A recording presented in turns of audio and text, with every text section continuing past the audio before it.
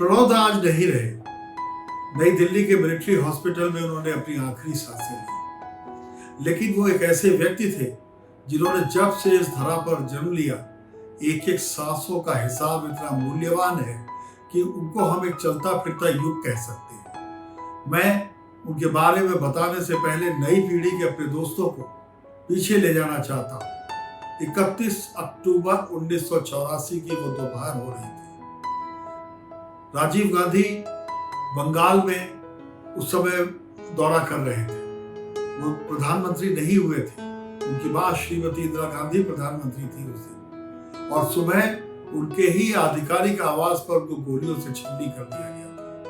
राजीव को वापस लौटना था, प्रणब दा उनके साथ थे। ये एक ऐसी किंवदंती है जिसकी कभी किसी ने ताकीद नहीं की कि यह सच थी या झूठ, लेकिन किंवदंतियां कुछ रास्ते, कुछ अनुमान, कुछ अंदाज ऐसे देती हैं जिनसे कि वक्त के हस्ताक्षर की गोपनीयताओं के पीछे जो उभरी हुई लकीरें होती हैं वो दिखाई पड़ती हैं। तो प्रणब दा साथ में थे। कहते हैं कि राजीव गांधी ने उस समय पूछा कि दादा, अब अगर मां नहीं रही किसी वजह से तो कौन प्रधानमंत्री होगा। कहते ये भी है कि प्रणब दा के मुंह से निकला या उन्होंने कहा कि सबसे सीनियर मंत्रिमंडल के सदस्य को यह कुर्सी सौंपी जानी चाहिए। और यहीं से सूरज भले ही ऊपर चढ़ रहा हो, पर प्रणब दा का ग्राफ गिरना शुरू हो गया, क्योंकि दादा उस समय सबसे सीनियर थे। उनके आकलनकर्ता, उनके प्रशंसक भी इस किस्से की चर्चा जरूर करते हैं, पर यह नहीं मालूम पड़ता ये कितना सच है या झूठ। पर एक सियासी पत्रकार के नाते मैं ये कह सकता हूँ कि अगर 1985 में सर्वाधिक कोई किस्सा गूंज रहा था शुरुआत में, तो यही था। खैर, बाद में प्रणब दा को कांग्रेस से जाना पड़ा।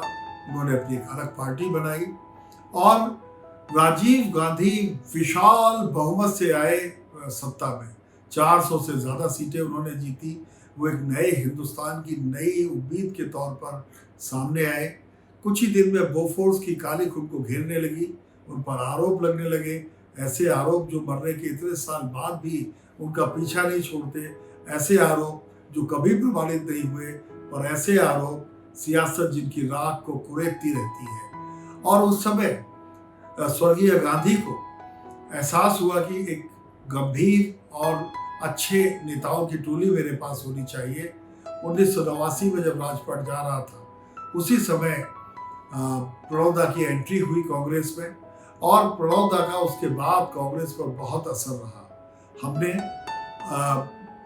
नरसिंह राव सरकार में भी उनका काम देखा, हमने उनको तमाम किरदारों में देखा, वित्त मंत्री के तौर पर देखा, और जब वो वित्त मंत्री थे तब भी कुछ कंट्रोवर्सीज हुई, क्योंकि बड़े लोगों का विवाद कभी पीछा नहीं छोड़ते।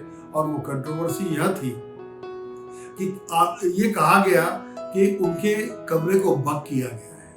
उस समय पी चिदम्बरम गृह मंत्री हुआ करते थे, और सत्ता के गलियारों में ये गूंजने लगा कि मनमोहन सिंह जी अपने गृह मंत्री और वित्त मंत्री के झगड़े को शांत नहीं करा पा रहे हैं।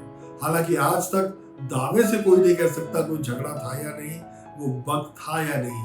मैं सिर्फ इस किस्से को मैंने इसलिए बताया कि एक आदमी जिसके मुंह से निवाला 2 से ज्यादा बार निकल गया वो प्रधानमंत्री बनने का, उसके बाद भी उन्होंने मनमोहन सिंह जी के अंडर में काम किया। और मैं इस बात को इसलिए कह रहा हूं कि ये प्रमाणित बात है। मनमोहन सिंह जी ने एक किताब का विमोचन जो प्रणब दा के ऊपर लिखी गई थी, जब उसका किया, तो उस विमोचन में उन्होंने कहा कि मुझसे ज्यादा तो प्रणब मुखर्जी इस पद के दावेदार थे, लेकिन मेरे पास कोई चारा न था इसको स्वीकार करने के अलावा, और प्रणब दा ठाके लगा रहे थे नीचे बैठे हुए।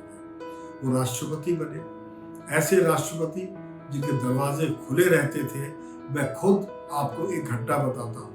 बीएचयू का मैं विद्यार्थी रहा हूँ। मैं उस कुल का, बीएचयू के कुल का, मैं कहता हूँ कि हम बीएचयू के लोग हैं, और बीएचयू का एक एहसान मानता हूँ अपने ऊपर। तो वहाँ के कुलपति का एक दिन फोन आया कि अगर आप राष्ट्रपति जी से मिलकर हमारी इन समस्याओं को उनके सामने रखेंगे तो बहुत आसानी हो जाएगी हमारे लिए, और ये बीएचयू का बहुत भला होगा। मैंने फोन मिलाया, मुझे अगले दिन का ही टाइम मिल गया। वे एक ऐसे राष्ट्रपति थे जिनके दरवाजे खुले रहते थे।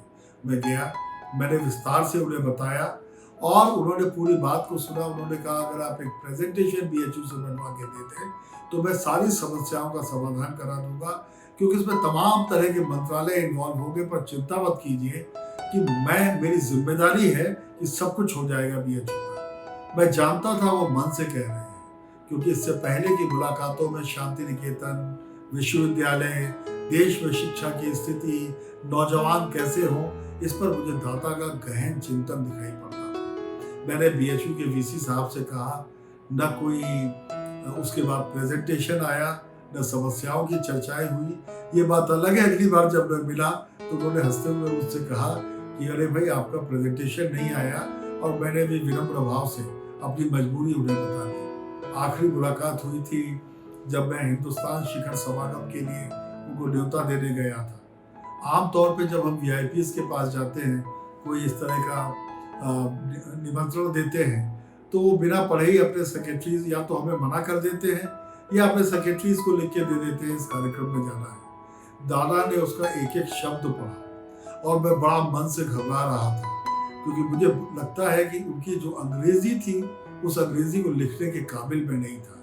लेकिन उन्होंने कुछ कहा नहीं, उसके बाद कर स्वीकृति दे दी।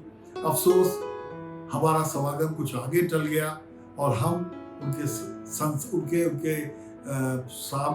साथ से वंचित रह गए।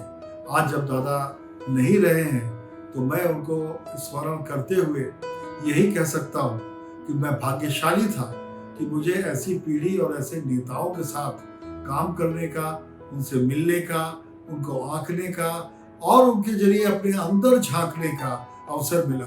अब जब हमारे नेता उस तरह से वैचारिक सामर्थ्य के बिना काम करने लगे हैं, तब मुझे प्रणब मुखर्जी रह रह कर याद आते हैं। और आज के बाद तो दादा आप बहुत याद आएंगे। आप जहाँ भी हों, जिस दुनिया में रहें, भगवान के पास रहें, हिंदू माइथोलॉजी के अनुसार, पर मुझे उम्मीद है कि आप वहाँ भी कोई न कोई योगदान अदा करेंगे। अलविदा दादा।